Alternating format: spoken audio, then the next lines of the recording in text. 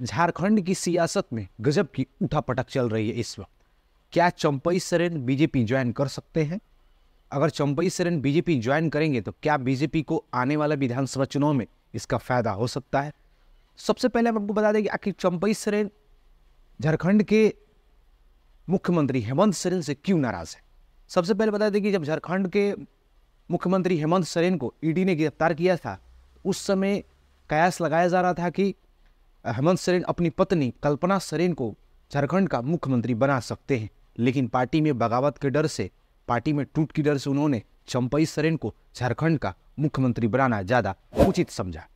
लेकिन जैसे ही ईडी वाले मामले में हेमंत सोरेन को जमानत हुई, जमानत से बाहर आने के बाद हेमंत सोरेन ने चंपई सोरेन को हटाकर फिर से मुख्यमंत्री बनना ज़्यादा उचित समझा। इसी बात को लेकर चंपई सोरेन ने भरी सभा में मीडिया के प्रेस कॉन्फ्रेंस करने के दौरान उन्होंने कहा कि उन्हें अपमानित जैसा महसूस हुआ। उनका जो सम्मान पार्टी में मिलना चाहिए था वो उन्हें नहीं मिला। इसी से आहत होकर, नाराज होकर 6 विधायकों के साथ दिल्ली पहुंच चुके हैं, जहां पर अनुमान लगाया जा रहा है कि वो भारतीय जनता पार्टी के अमित शाह और जेपी नड्डा से मुलाकात कर सकते हैं। तो क्या वाकई में चंपई सोरेन बीजेपी ज्वाइन कर झारखंड के जो मौजूदा मुख्यमंत्री हैं उनको कोई झटका देने वाले हैं? तो इस चीज़ को लेकर जो सियासी अटकलें हैं, जो राजनीतिक पंडित हैं, वो तरह तरह के कयास लगा रहे हैं। तो हम आपको बता दें आखिर चंपई सोरेन कौन है, इनका झारखंड में कितना वर्चस्व है।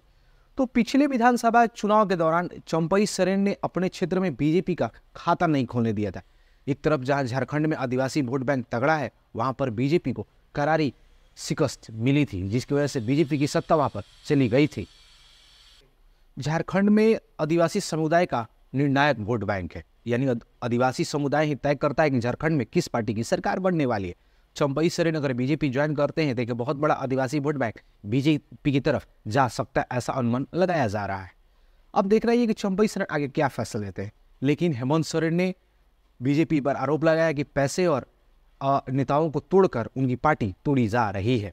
अब देखना ये कि आखिर आने वाले चुनाव में हेमंत सोरेन को चंपई सोरेन कितना जोरदार झटका दे सकते हैं। क्या बीजेपी के नेता चंपई सोरेन को अपनी पार्टी में स्वागत करेंगे? क्योंकि एक तरफ ये भी कयास लगा जा रहा है कि बीजेपी के कुछ नेता वो नहीं चाहते हैं कि चंपई सोरेन बीजेपी ज्वाइन करे। अब इसके पीछे कारण क्या है वो तो बीजेपी के नेता ही बता सकते हैं। अब आने वाले समय विधानसभा का चुनाव है, अब देखना ये है कि किस पार्टी की सरकार झारखंड में बनती है। लेकिन विधानसभा का चुनाव काफी दिलचस्प और मजबूत होने वाला है।